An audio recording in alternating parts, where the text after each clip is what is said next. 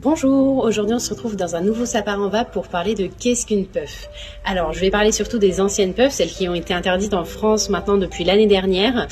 Donc les puffs de base, c'est des petites cigarettes électroniques dans l'idée, sauf qu'on ne peut pas enlever ni la batterie, ni le liquide et la cartouche. Donc ça faisait qu'on achetait une cigarette électronique en soi, mais on ne pouvait rien modifier, rien changer. Donc une durée de vie très courte, de quelques jours, pour un prix quand même assez coûteux. Donc problème économique et aussi un énorme problème écologique vu qu'on jette des batteries en lithium tout le temps, globalement.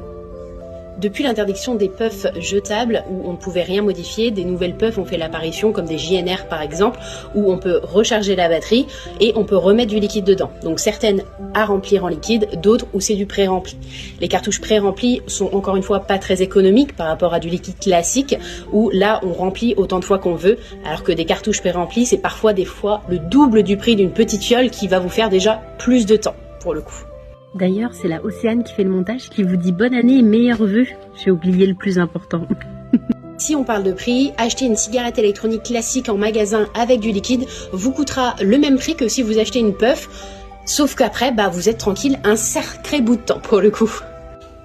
Il faut savoir que la puff de base a été créée par le lobby du tabac et donc vendue par le lobby du tabac.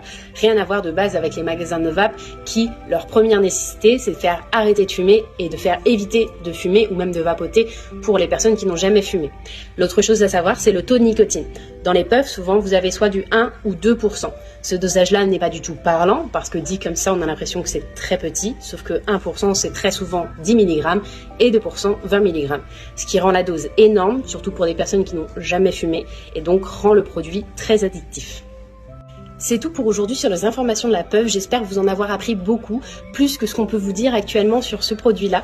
Surtout n'hésitez pas à partager, commenter si ça vous a plu ou même à donner des idées si vous en avez. Je vous souhaite une bonne journée et puis on se retrouve très vite pour un prochain Ça part en vape. Salut!